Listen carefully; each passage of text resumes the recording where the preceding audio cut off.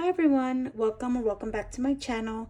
My name is Suhey with Suhey Plans, and today I'm talking to you a little bit about my newest addition to my 2024 planner setup. Came as a surprise, a little bit left field.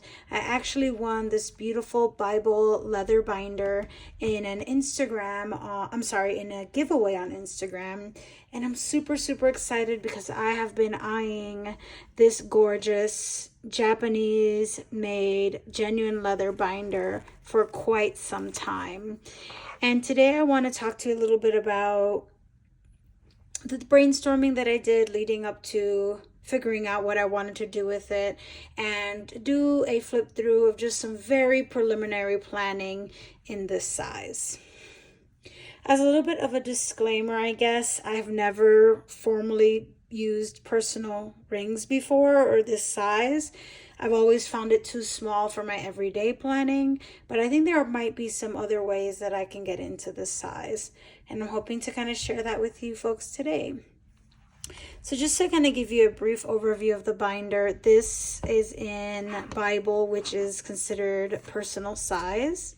In the giveaway, I also won weekly and monthly inserts.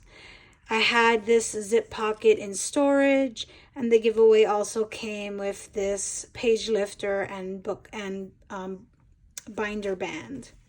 This is also the postcard that came in the giveaway. So as you can see, one of the distinguishing features about the plotter is how small those rings are. It's not meant to be filled or bulked up with a ton of planner things. This is meant to be slim, essential, and low profile. It is genuine leather. It's a Japanese company, and my giveaway did include this brass tag by Baumkuchen, I believe, that reads "The journey is the destination."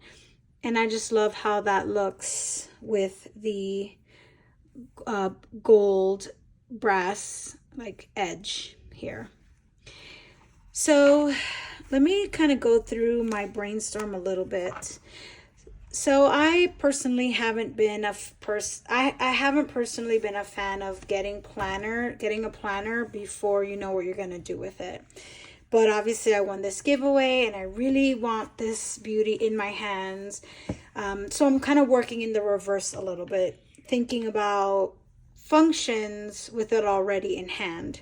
But as often as possible, I try to have a function and then pick out an item accordingly. But since I'm working in the reverse, I had to do some brainstorming, which I just did in a notebook here on how I thought I might want to use the plotter. And I'm just gonna like reference my notes here. But some of the things that I thought about, I kind of did a breakdown of the features. What are the sizes? What does it fit? How big are these rings, right? Because of its size, its small rings, this is meant to be portable, on the go. It can easily be thrown in a purse or a bag. So considering that, I needed to think of functions that would go well with a smaller size planner. It didn't make sense for me to start my planning system all over, especially because I'm really enjoying the TN size. So I thought about some gaps in my system. I thought about some things that I was curious about, and I came up with a couple of ideas. I could use this as a home planner, something to track cleaning, meals, kids' activities, etc. I can use this for habit tracking. I could use this for doodling or writing challenges. A lot of the ideas that I had were very specific to one kind of action, so to speak. And then I was like, okay, those ideas are kind of okay, but I don't know how motivated I was for any of those ideas. So then I thought, okay, what in my current system could I edit, tweak, explore a little bit more? And I guess I got the idea because I started a TN for work as like an on-the-go planner. Maybe had I gotten this before the TN idea, I would have used this instead as the on-the-go work planner, but that's okay. I already committed to the TN. And so I thought, okay, my personal planner is already very on the go friendly. I've got an alternative for my work on the go planner. So, what if I thought about taking my third, like the third planner that I would consider third in importance after work and personal, would be my goals and intention planner? Can I find a way to duplicate what I'm doing in here in the plotter? Why I would want to do that? There are days, there have been enough days, honestly, where I wish I could just quickly peek at my weekly, at my daily intentions, at my weekly goals, and at my monthly goals a little bit more conveniently and on the go. Sometimes, like if I'm on lunch break at work, I've got an hour, I don't have, have a very light lunch. I could take like 30 minutes to work on something that I set out to do in my goals or intentions for the week, but they're not always like at hand. And so maybe duplicating some of this in here could be really handy for maximizing time in my day. So kind of the things that my Hobonichi Hone hold are just like when I'm working on my goals, habits that I'm tracking, keeping track of daily spending, setting a daily intention every day, and then journaling in the daily pages. I don't see myself being able to journal in this. I just find the paper to be too small and for that to be a bit uncomfortable. But I think the possibility of carrying around my monthly, weekly, and daily goals and intentions I could be onto something here.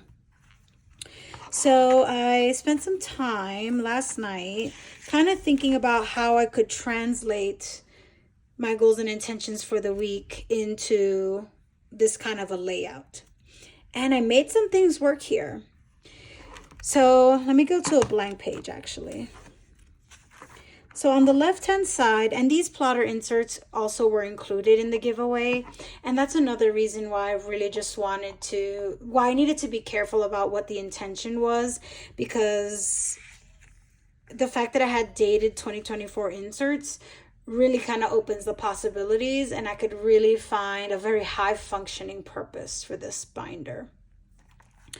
So on the left-hand side of a week on 2-page spread, you kind of have this horizontal timeline, which I thought was interesting, lesser for the time itself and more because it clearly delineates an equal amount of space on the page. And so I thought it would be perfect to use this section as a tracker, splitting my lines right down the page, following that number, evenly spaced columns so that I can do weekly tracking here. Tracking if I wrote in my 5-year, if the day was a no spend, and if I journaled in my Hobonichi. Okay, so I can fit one more intention right here. I could fit one more tracker here. I'm not like a big fan of tracking too many things too often. So honestly, 4 would be the max in any given day anyway. On the left-hand side, I've just written bulleted goals for the week. I want to review my workbook. I want to do a couples conversation card. We can talk about those. And some other things here. Marriage, things for my husband, start a self-care list. And those are kind of the goals that I had for the week. So these are my intentions for the week. And I'm not going to have more than 7 intentions in a week. There's still a lot of life to be led. So I find this to be an appropriate amount of space. And I think it comes in handy that I write small. I think that's definitely a plus when you're thinking about working in such small pages. Then on the right-hand side of the page, I have my daily intentions or my daily goals. And, if I just look horizontally, this is supposed to be the 9th. I know that these are like my weekly goals in no particular order for that week, but then I still have this structured page to still write in something that's specific to a day. And again, in any given day, I'm not going to have more than 2 or 3 intentions. My intention for Friday, not be ambitious. That's an intention, y'all.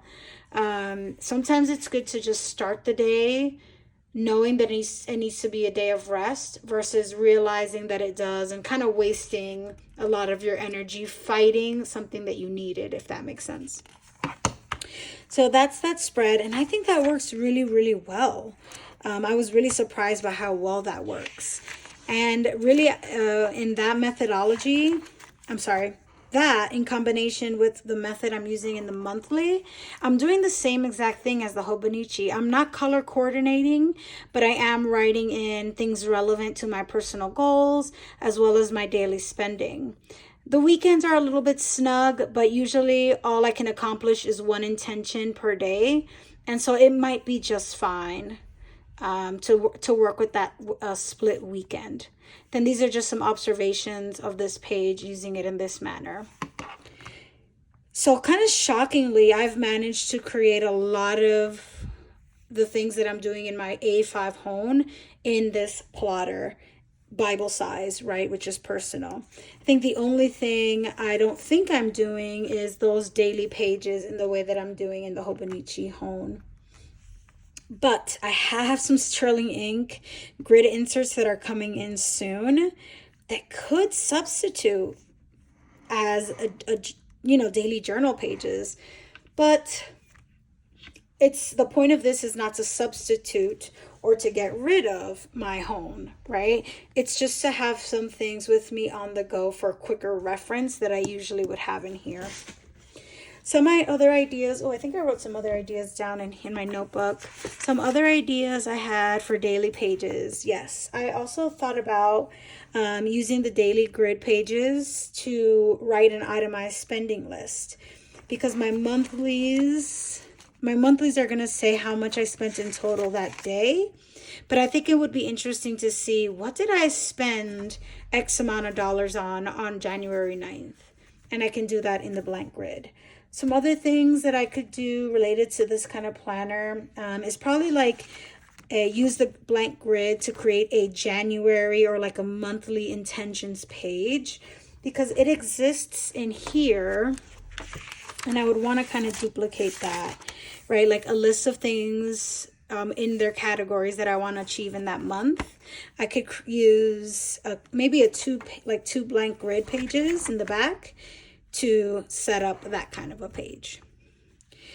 So far this is off to a good start. And I think that I'm going to stick with the idea that I have for this. But we'll see, right? I'm going to try it out for a few weeks and let you folks know how it goes. But I'm kind of excited about the possibility. I think the layout is working well for my idea. Had this binder not have come with dated inserts, I probably would have picked a completely different function for it. And next year, when I have to purchase my own inserts for it, I might do something differently as well. So we shall see. But so far, I think that it should be okay and successful. Let me know what your process is, or what do you do when you find yourself with a new planner and you don't have a purpose for it just yet. I'd love to kind of hash that out in the comments. So please let me know your thoughts on that question. Thank you so much for watching, and I'll see you folks in the next one. Have a good one.